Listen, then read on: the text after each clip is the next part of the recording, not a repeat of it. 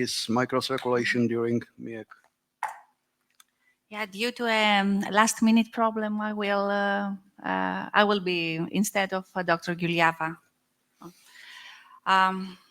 After a lot of years of clinical application of minimal invasive extracorporeal circulation in all case mix in our department, I'm really happy to present in this anniversary meeting the work we have done all these years in our department on a very interesting topic, which is the base to study physiology in cardiac OR.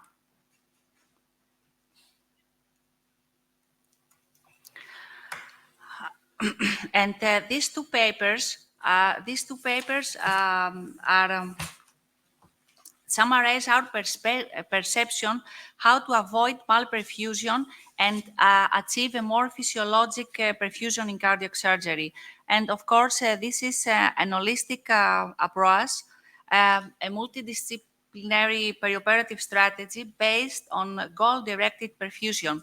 We strongly support the concept prevent rather than correct malperfusion intraoperatively through real-time adjustment rather than correction of derangement detected late by incremental evaluation.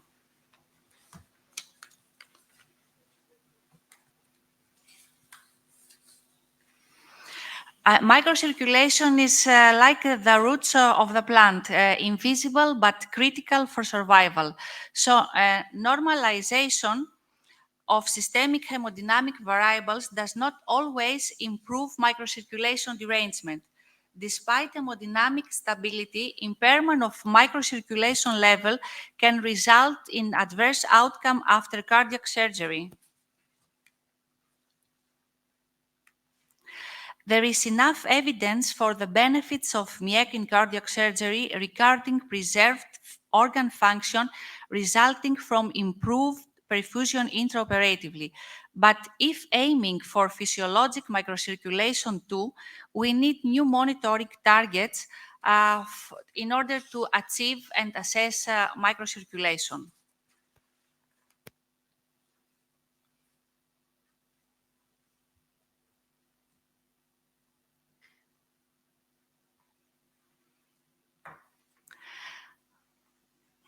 Microcirculation is a vital part of cardiovascular system consisting of a complex network of arterioles and capillaries committed to deliver oxygen to tissue cells.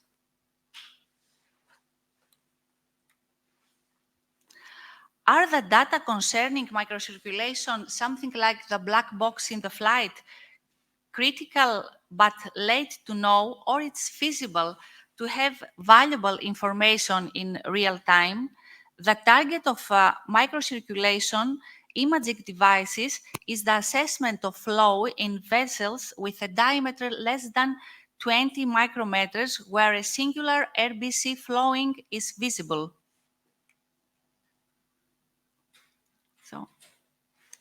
So you can see here that what we're interesting is to study these vessels where one RBC flows after another.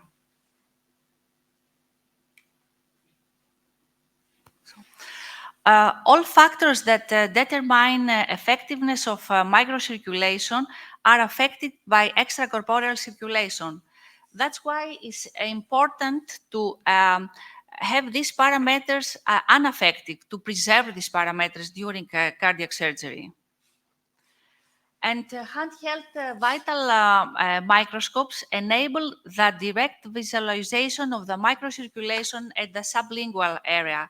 They are based at the principle that RBC absorb green light, and in the left picture here, we can see a third generation device.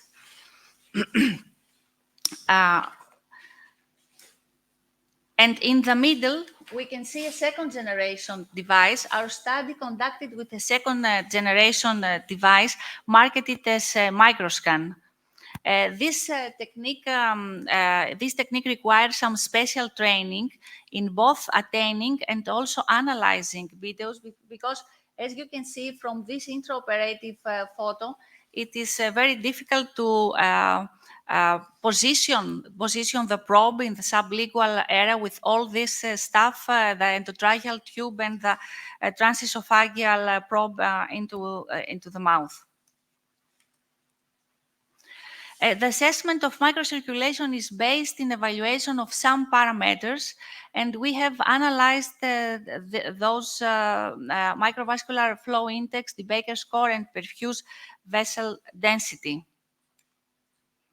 The physiology behind that data derived from these devices relies on major two determinants of microcirculation: convection, which can be evaluated with a proportion of perfused vessels and the microvascular flow index, and diffusion, which can be assessed through indices on vessel density and reflects the area that take part in diffusion. There are many reasons that microcirculation can be impaired. Obstructed capillaries, tissue edema, hemodilution, and vasoconstriction can lead in severe microcirculation impairment. As already stated, hemoglobin impairs diffusion by increasing the distance between areas for oxygen exchange, whereas higher hemoglobin values may preserve convective flow. To use minimal invasive extracorporeal circulation with the preservation of hematocrit and the avoidance of hemodilution creates better microcirculatory conditions.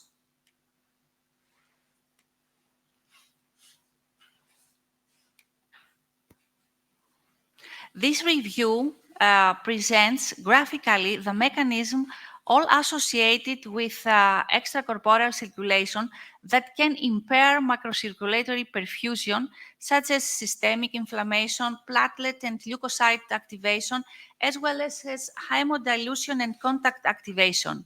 Ranucci showed that minimal invasive extracorporeal circulation induces less inflammatory and platelet activation, less hemodilution, and preservation of coagulation. From this point of view, minimal invasive extracorporeal circulation is more than promising in the aim of microcirculation integrity preservation. This study by Uruk is randomized 20 patients, only gabbits, to either MiECC or conventional. Although the sample size is quite small, significant differences during extracorporeal circulation were found regarding perfused vessel density and hemoglobin. Perfused vessel density decreased significantly in the conventional group, where hemoglobin was significantly higher at the MiECC group. Another study compared minimal with conventional circuits from published some years ago from Dondorf 12-20. This study showed higher values of functional capacity density for patients undergoing gabbits under minimal invasive extracorporeal circulation. Lower functional capillary density compared to baseline were found in the conventional group at time point 3, which is the time that the aortic clamp was released. One simple and quite promising way to assess microcirculation is through NIRS combined with vascular conclusion testing. Calf inflation results in a state of ischemia and decrease of oxygen saturation as measured on the thenar. The reactive hyperemia and the reperfusion slope provide us information regarding integrity of microcirculation. So this is the reperfusion. The reperfusion slope.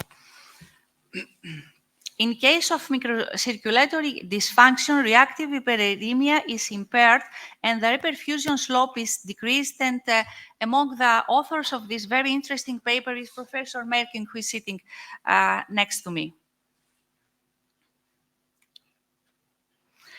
Professor Murkin, in a previous MiECC meeting in 2019, During your talk, you posed a question on the potential of minimal invasive extracorporeal circulation to preserve microcirculation, and this was really inspiring for us. Afterwards, we designed and performed a study focusing microcirculation in MiECC. Today, I'm very happy to share some preliminary results.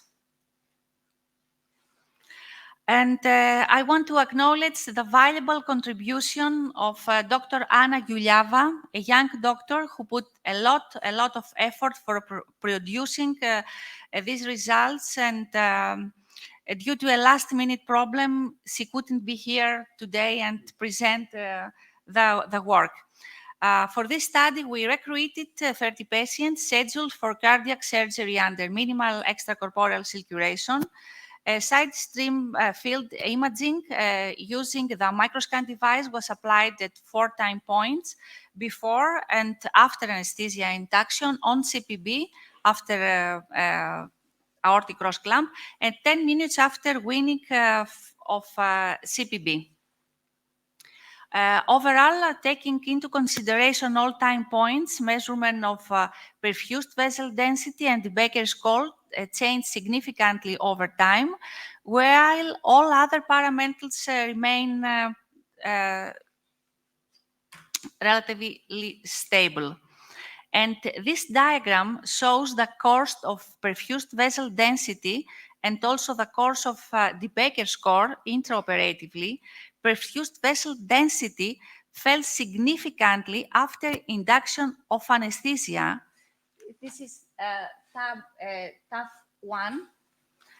But it did not decrease significantly after cardiopulmonary bypass. Post-CPB values did not differ with baseline, and microvascular flow index was also similar during the 4 intraoperative phases. To comment in our findings, it seems that the main insult intraoperatively is anesthesia induction. MiECC was not associated with a significant decrease of perfused vessel density, and microcirculation was restored to preoperative measurements immediately after CPB.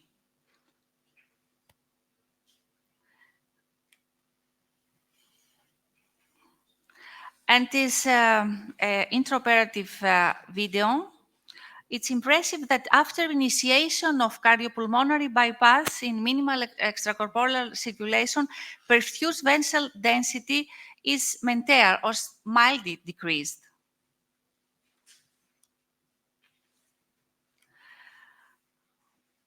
And according to the space-time diagrams, red blood cells velocity increased, but not significantly intraoperatively.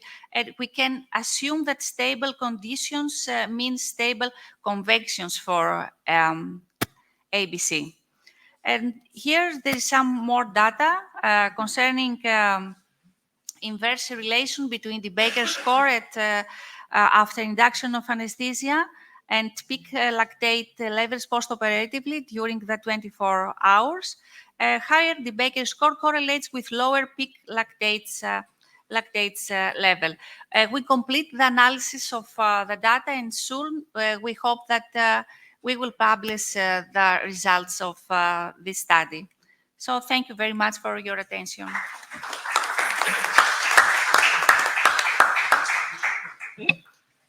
Thank you for our presentation. Because of time is running, we must close this session and move on.